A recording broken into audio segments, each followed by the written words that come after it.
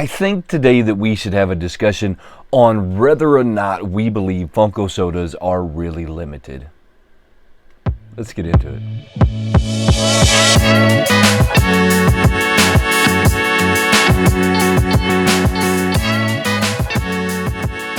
So, this has been a conversation amongst the community, kind of in the background, for a long time, and with the new release of the Toy Fair or the Funko Fair, whatever it is that we're calling that, without any numbers on the sodas, I think that maybe it's time that we discuss this as a community. So, I also don't want to be the one who tells you exactly if it's a limited edition. What I think we should do is that I think we should go over the standards of the industry. And we should read what the standards of a limited edition is, and then I will let you decide for yourself if you think that the sodas are a limited edition. But first, let's look at these ones from the Toy Fair. So there's some pretty awesome ones that are coming up with the Toy Fair, but as you can see right on the cans, they have done away with the numbers. Now, I think that there's a few reasons why they've done away with the numbers, but it's totally speculation as to why they did away with them. It could be because of the fact that maybe they're perhaps not actually considered a limited edition piece to the standards, or maybe they decided that that was a bad business practice. I don't 100% know the answer because I don't physically work for Funko, but let's go over the industry standards, and then I will let you decide all on your own if you think the sodas are limited or not. The industry standards basically states that the bare base of a limited edition run is that it has to be a limited number. So if we take a look at Funko and Funko's limited numbers, this one might have a 15,000 piece run here, and then it also might have a 7,000 piece run there. So can we consider this one a limited piece run if you continue to run it just somewhere else? So maybe there's only 15,000 of them in the United States. Maybe there's 20,000 because 5,000 got shipped over from Australia or Europe or Asia or wherever else they made a limited piece run. Are they labeled with a distinct number, and are they labeled 1 through 20, 1 through 15,000?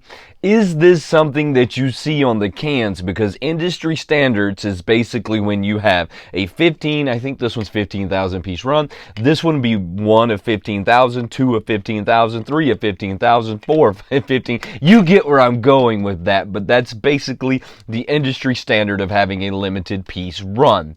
You need to stick around to the end of this and then throw a comment right down below, because at the end of this, I think I'm going to make this a little bit more clarified as to exactly what Funko was doing, and I think it's probably going to shed a little bit more light on exactly why you're not going to see this number on any more of the sodas probably for a really long time, unless maybe it's going to be a convention or not. But even then, I have doubts that you will ever see this again.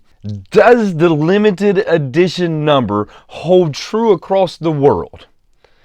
And the obvious answer to that is, after we showed you this right here, is no.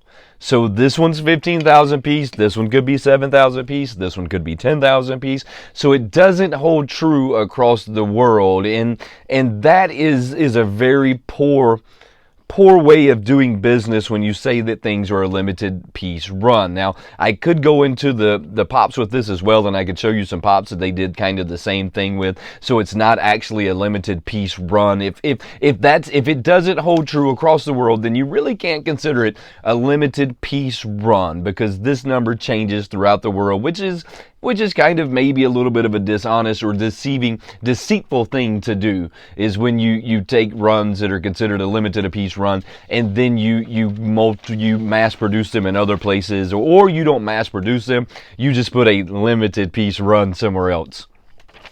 These simple details should always be on limited piece runs.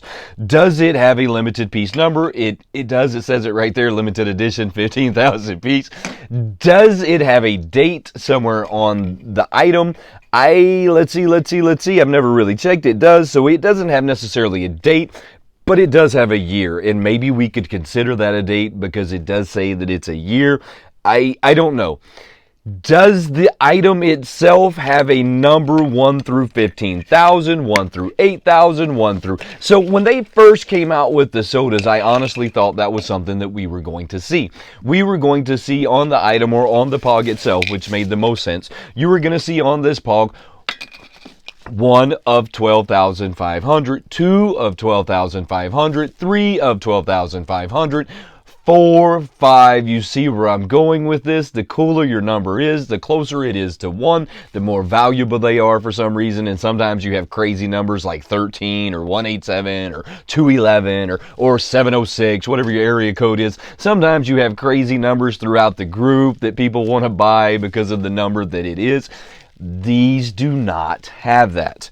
Once again, slightly deceiving on Funko's part, and the item itself doesn't have a number on it either. It does have a serial number, which is kind of in the standards, but it doesn't have the number in which this one is. Now, they almost never fall in sequence, just a heads up.